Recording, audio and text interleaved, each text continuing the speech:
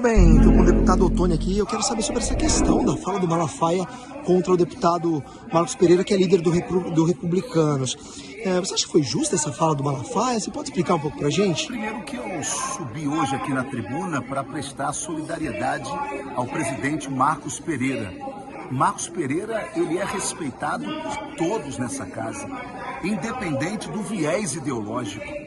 E ao ser chamado de cretino por um líder religioso, que é o pastor Silas Malafaia, é sem dúvida alguma lamentável. Lamentável primeiro porque esta palavra, essa adjetivação maliciosa, saiu da boca de um outro líder religioso.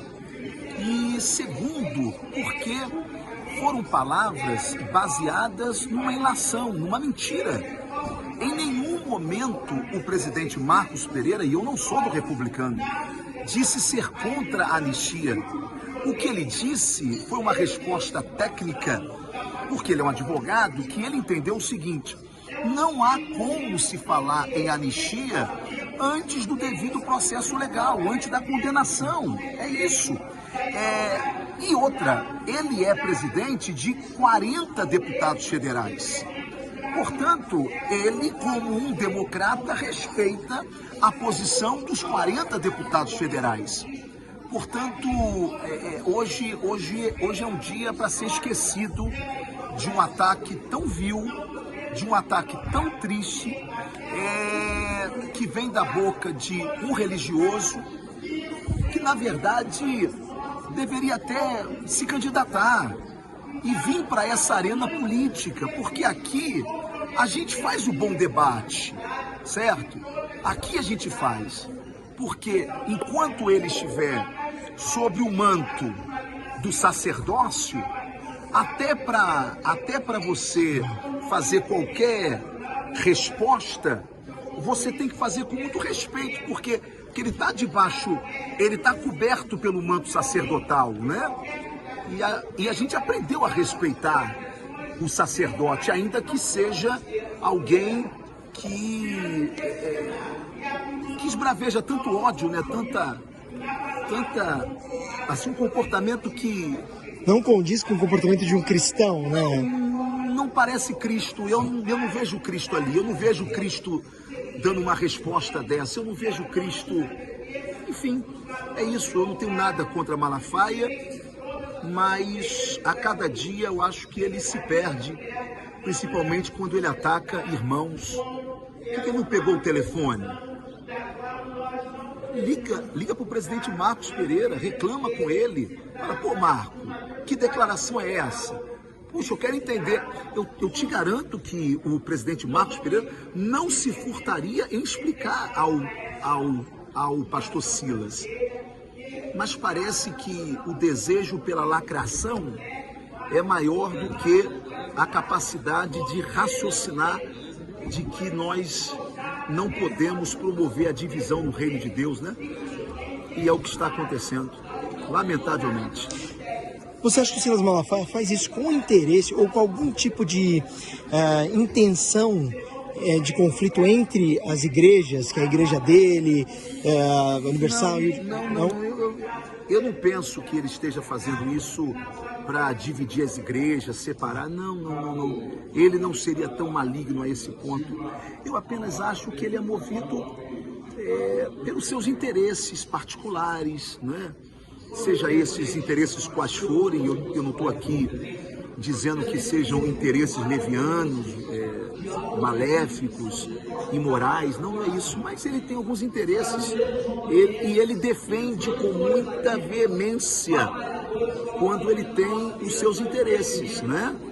E essa veemência dele causa medo em alguns, por isso que muitos evitam mencionar o nome dele, né? Daqui a pouquinho ele está ficando o Alexandre de Moraes do nosso meio, né? Que todo mundo evita de falar o nome porque tem medo aí de uma resposta, né? Ele já me ameaçou já de aí fazer um vídeo me arrebentando, acabando comigo, me destruindo. E se ele fizer um vídeo em resposta a isso que você está gravando agora? Normal, eu vou respeitá-lo e vou responder, não é? Mas te garanto que eu não vou responder com um olhar de ódio. Eu vou responder daquilo que eu achar que eu tiver que responder. Ou então deixa ele falando sozinho também, que não tem nenhum problema. Então eu acho que é isso, eu acho que ele não quer dividir o reino de Deus, não. São os interesses dele, as pessoais, né? Quando ele apoiou Lula, você viu que também com muita veemência, ele esteve ali, Lula.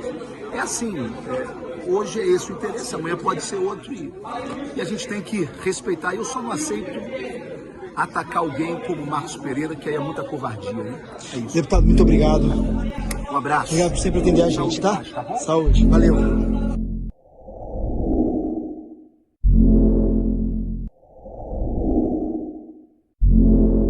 Muito bem.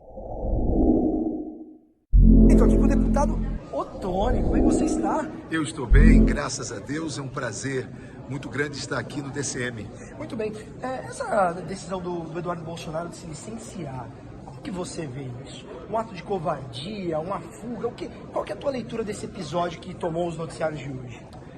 Eu acho que existem dois pontos aí, não é? Existe realmente um excesso que a gente percebe na Suprema Corte e, por outro lado, existe o excesso do lado do bolsonarismo também, não é? Eu até falei sobre essa votação que se espera ter sobre a anistia aqui na casa. Eu entendo que você primeiro precisa separar as pessoas que lá estavam e que vieram aqui e que fizeram toda essa depredação. Os que depredaram, os que destruíram patrimônio público, esses devem pagar pelo crime que eles cometeram. Golpe de Estado? Não, na minha opinião, talvez seja um vandalismo, muito mais do que um golpe de Estado. Mas tudo bem. Simulado como um pano de fundo de tentativa de golpe, eles não iam conseguir. Não, eu até concordo com vocês quando eu tenho que realmente concordar de que pessoas vieram aqui no intuito de uma tomada de poder. Estavam acampadas, né, tudo isso. Mas existem também muitas, e talvez seja a grande massa, que estava aqui movidos por uma esperança que lhes foi dada, fantasiosa, e que não lhes permitiu raciocinar, pensar. Foram usados como massa de manobra, infelizmente. Então, eu particularmente, eu sou a favor de que haja anistia para uma tentativa de pacificação do país, mas não uma anistia nem a políticos, né? E também não uma anistia aos que realmente depredaram o prédio público.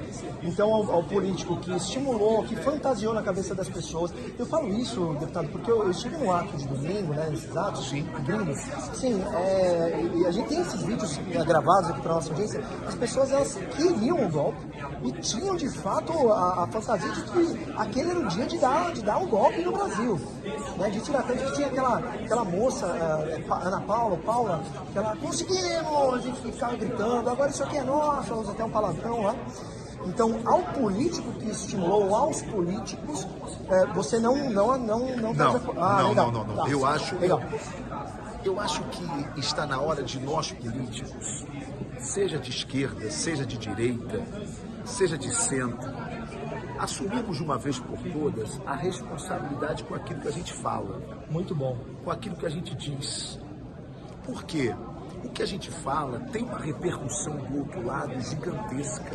As palavras de um líder importam. Quando eu naquela ocasião em que nós perdemos as eleições, e eu era vice-líder do governo Bolsonaro, e eu fui até o presidente, fui até o palácio, aliás, fui até a casa dele, que era o Alvorada. E eu disse, presidente, a gente precisa agora se organizar, se reorganizar como oposição. Perdemos a eleição, agora, né? Vamos ver se a gente ganha a próxima.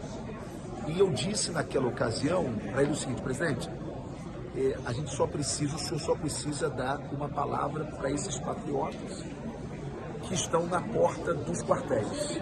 Eles precisam sair de lá, porque não vai ter mais nada, enfim, bora tocar a vida.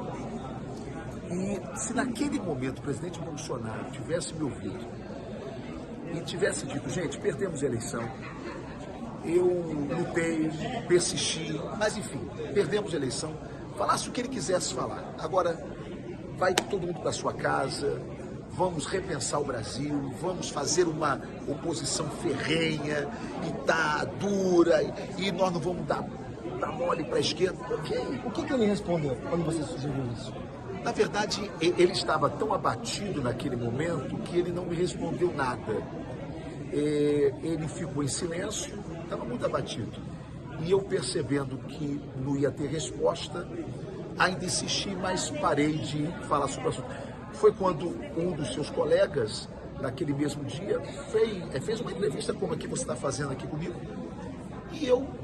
Esse momentinho, pode continuar. E eu aproveitei naquele momento e disse, gente, saiam da porta dos quartéis, vocês serão presos. Você disse naquele momento. E não haverá ninguém que os defenda, está aí nas redes sociais. Eu disse isso, eu tentei avisar.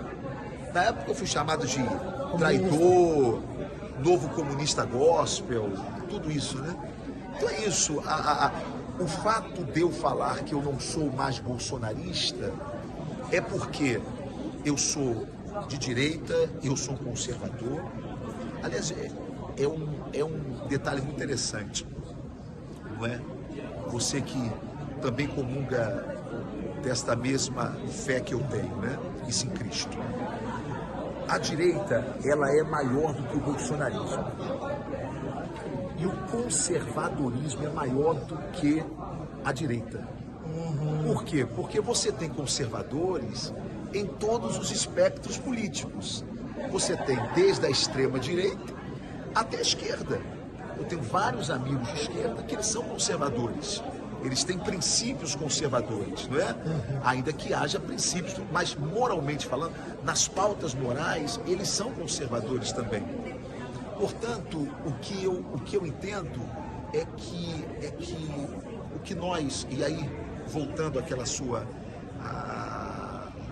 aquele seu questionamento, nós políticos temos que ter responsabilidade com aquilo que a gente diz, com aquilo que a gente fala, porque senão acontece isso que infelizmente aconteceu aqui no Brasil. Você acha que o Eduardo Bolsonaro, ainda sobre a questão do Eduardo Bolsonaro, você acredita que ele não voltou para o Brasil porque ele achava que ia ser preso, mas ao mesmo tempo você entende que ele cometeu algum tipo de crime como conspiração, traição à pátria, uma vez que ele falava para os Estados Unidos invadir aqui, de retaliar o Brasil? Traição à pátria não, porque quando você vê o que aconteceu com o presidente Lula lá atrás, você vai ver que a esquerda teve o mesmo modus operandi.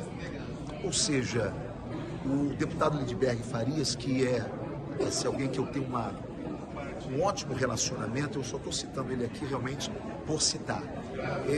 Ele deu uma entrevista lá naquela época em que o presidente Lula estava para ser preso, ou já tinha sido preso, e ele disse o seguinte: olha, não pense vocês que nós ficaremos calados, nós vamos para a rua e nós vamos anarquizar, e faz parte das paixões políticas, né? E assim como políticos também da própria esquerda foram aos Estados Unidos pedir, junto à ONU, junto às organizações internacionais, intervenção sobre o que a Lava Jato estava fazendo aqui no Brasil. Então, isso acontece, não é? O que nós precisamos, nesse exato momento, é tentar fazer menos esgarçamento, não é? Eu sou contra, e eu disse isso, se o evento para se libertar ou para se dar anistia a alguns que vieram aqui e que não depedraram, mas estavam aqui, a esses sim, não é? Não aqueles que depredaram e não a políticos, ok? Isso. Se isso não for feito, se esse esgarçamento não acabar, infelizmente, o que nós vamos ter é uma fissura na nossa democracia. Então, tanto que eu disse, olha, não vamos fazer desse evento da anistia ataque ao Supremo Tribunal Federal, ataque ao ministro Alexandre de Moraes. Por covardia minha, não, é porque não vai adiantar. Você puxa demais a corda para cá, de lá puxa a corda demais para lá, e é o que nós estamos vendo aqui no Brasil. É um fla-flu interminável e a gente precisa ter paz, certo? A esquerda precisa ter paz para tocar o Brasil, a direita precisa ter paz para ser oposição, e o Supremo Tribunal Federal precisa ter paz para ser Supremo, senão não dá. Tony, muito obrigado. É um prazer. Manda um abraço aí pro pessoal do ICM. Podemos ter quaisquer divergências políticas. O que nós não podemos é deixar de entender o que é a democracia. A democracia não é unidade no consenso. A democracia é a pluralidade na divergência. Isto é a democracia. Ora a esquerda governa, ora a direita governa, ora o centro governa, mas desde que o povo entenda que quem governa é sempre ele. Muito bom, Tony, muito obrigado. Um abraço. Valeu, um abração. Saúde, paz. E vamos combinar.